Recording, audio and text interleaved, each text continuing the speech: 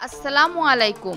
BAF museum Jessore অথবা বাংলাদেশ বিমান বাহিনীর জাদুঘর যশোরের বিস্তারিত বর্ণনা নিয়ে এবারের ভিডিওটি সাজিয়েছি আপনাদের জন্য। আপনারা যারা এখনও আমার চ্যানেলটিকে সাবস্ক্রাইব করেন নাই, দয়া করে চ্যানেলটিকে সাবস্ক্রাইব করে আমার পাশেই থাকবেন। আপনাদের লাইক, কমেন্টস, শেয়ার এবং সাবস্ক্রাইব আমার সামনে এগিয়ে নিয়ে যেতে সাহায্য করবে। চলুন কথা না বাড়িয়ে মূল কথাই চলে যাই। যশোর বিমান বাহিনীর জাদুঘরে ঢোকার জন্য জনপ্রতি টিকিট নিবে 40 টাকা। তবে আপনাদের মধ্যে যদি কেউ সামরিক বাহিনীতে চাকরি করে থাকে তাদের জন্য টিকিট কিছু কম প্রাইসে রাখা যাবে। বাংলাদেশ বিমান বাহিনী জাদুঘর যশোরে ঢোকার পরেই প্রথমেই আপনার চোখের সামনে পড়বে আমাদের মাননীয় প্রধানমন্ত্রী এবং বঙ্গবন্ধু শেখ মুজিবুর রহমানের দুটি ছবি। তার সাইডেই অর্থাৎ বাম সাইডে আপনি তাকালে অনেকগুলো দোকান দেখতে পারবেন, যেখানে আপনি অনেক খেলনায় এবং সামরিক বাহিনীদের অনেক জিনিসপত্র কেনাকাটা করার সুযোগ পাবেন।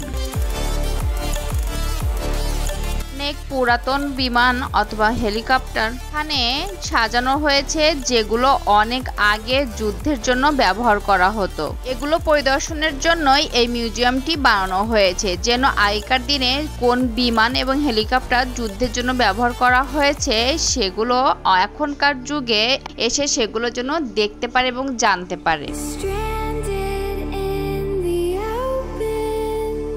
বাংলাদেশ বিমান বাহিনীর জাদুঘরের চারপাশ সবুজে ঘেরা, আরও কিছু সবুজের গাছ দিয়ে বিভিন্ন ধরনের ডিজাইন করে সাজিয়ে রাখা হয়েছে।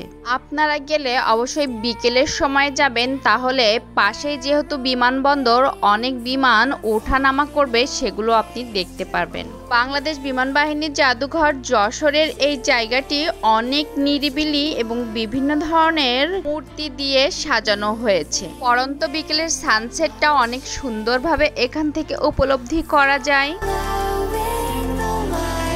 বাংলাদেশ বিমান বাহিনীর জাদুঘর যশোরের এই পার্কটির এক পাশ দিয়ে বয়ে চলেছে একটি সুন্দর লেক এবং লেকের উপর দিয়ে অনেক সুন্দর সাদা রঙের একটি ব্রিজ ওনারা তৈরি করেছে। এটা অনেক সুন্দর। এই ব্রিজটি পার হলেই তার সামনে একটি দ্বীপ আছে।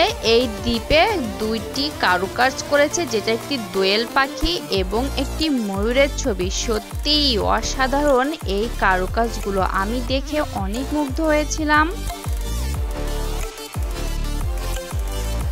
সবুজে ঘেরা এই বিমানবন্দর জাদুঘরের মাঝখান দিয়ে ইটের একটি রাস্তা চলে গেছে, যেখান দিয়ে হেঁটে আপনি পুরো জায়গাটা অনুভব করতে পারবেন এবং উপলব্ধি করতে পারবেন। আর এই পার্কের চারপাশ দিয়ে এরকম সুন্দর করে বসার জায়গা আছে। এই জায়গায় বসে আপনারা পার্কের চারপাশের দৃশ্য খুব সুন্দর করে উপলব্ধি করতে পারবেন। তাছাড়াও ময়লা ফেলার জায়গা আছে। এছাড়া আরও কিছু রাইড আছে, যেখানে আপনারা বাচ্চারা নিয়ে গেলে অনেক সুন্দর করে বিকেলের সময়টা বাচ্চাদের সাথে অনেক সুন্দর একটি পরিবেশে সময়টা কাটাতে পারবেন। এখানে রাইডগুলোর প্রাইস 25 থেকে 50 টাকার মধ্যে। তবে একটু বলে রাখি, এখানে স্লিপার এবং দোলনা আপনারা ফ্রিতেই বাচ্চাদেরকে চড়াতে পারবেন, এগুলোর জন্য কোনো মূল্য দিতে হয় না।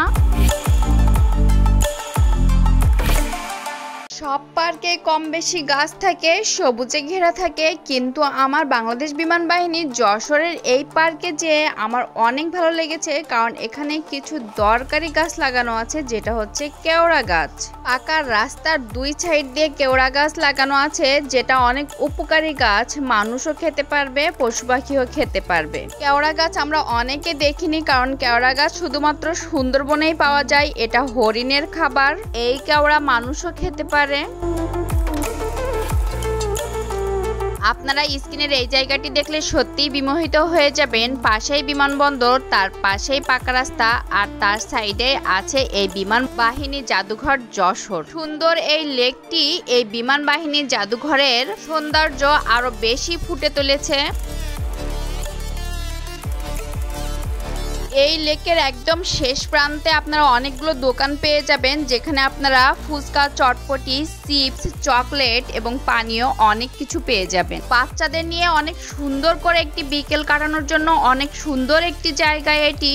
আমি যেহেতু যশোর পালবাড়ি থেকে গিয়েছিলাম, তাই রিকশায় মাত্র 30 টাকা নিয়েছিল। আপনারা কে কোথা থেকে এই যশোর বিমান বাহিনী জাদুঘর ঘুরতে গিয়েছিলেন অবশ্যই কমেন্টস করে জানাবেন। এই পার্কে আমার যে জিনিসটা আরো বেশি ভালো লেগেছে, এখানে নামাজের ব্যবস্থা আছে এবং ওয়াশরুমেরও ব্যবস্থা আছে। এই পার্কের ভেতরে আরেকটি পার্ক আছে, যেটাতে সামরিক বাহিনীদের জন্য 15 টাকা এবং অন্যান্য দর্শনার্থীদের জন্য 20 টাকা টিকিট কাটতে হবে। আল্লাহ হাফেজ, সবাই ভালো থাকবেন। যশোরের ভ্রমণের এবং কুষ্টিয়া ভ্রমণের আরো অনেকগুলো ভিডিও আপনারা দেখতে পারবেন, তাই অবশ্যই আমার চ্যানেলটিকে সাবস্ক্রাইব করে আমার সাথেই থাকবেন।